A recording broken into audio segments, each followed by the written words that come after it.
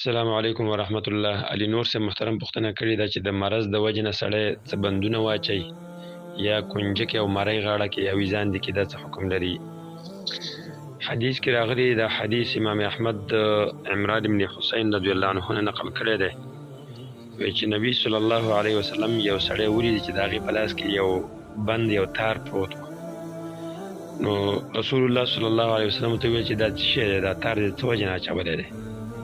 هغې ورته وویل چې من الواهنه، دا د واهنه مرض د وجې نه ما اچولی دی.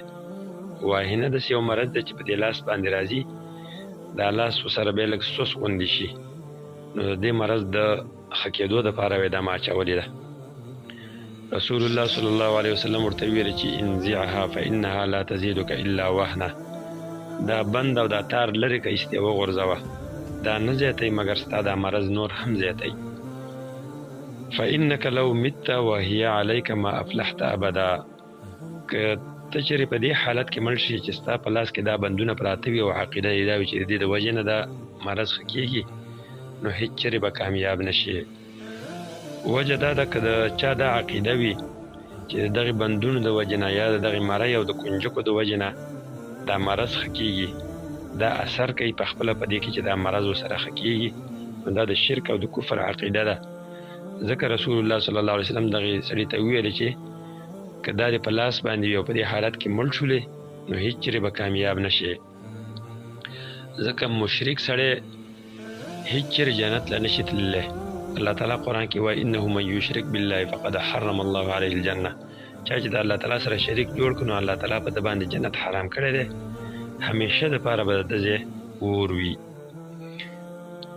دغه شان یو بل حدیث کې راغلی دی، رسول الله صلی الله علیه وسلم وایي چې من تعلق تمیمة فلا اتم الله له، چا چې تعویز د دې دپاره ځان تعویزان که چې زما دې سره حاجات پوره کېږي او زما مرضونه به ورسره ښه کېږي، نو رسول الله صلی الله علیه وسلم ته خیرې کړي چې الله تعالی دا حاجت پوره نه که. ومن تعلق ودعة، چا چې دا کنجکه غوندې اویزان د دریاب نه چې راوځي مرۍ چې ورته ویلی کېږي، دا یې اویزان دی کړي د یو مرض د ښه کېدو دپاره، حاجت د پوره کېدو دپاره، نو رسول الله صلی الله علیه وسلم وایي چې فلا ودع الله له، الله تعالی یې دا مشکل سپک مکه، مشکل یې حل مکه، مرض دې کم مکه.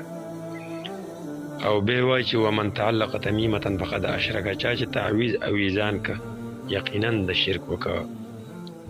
یو بل حدیث کې راغلی دی چې حذیفه رضی الله عنه د یو مریض پوښتنې له ورغی، کله چې هغه ولید نو د هغه په غاړه کې یو تار پروت و، نو حذیفه رضی الله عنه ته پوښتنه وکړه چې دا د څه وجې نه دی اچولی، دا تار د څه شی دی؟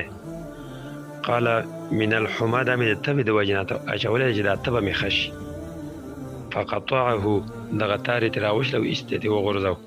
وتلا قوله تعالی، د الله تعالی دا قول یې ولوسته، وما یؤمن اکثرهم بالله الا وهم مشرکون، اکثر خلک وی مشرکان دي په الله تعالی باندې صحیح ایمان نه راوړي د توحید مطابق.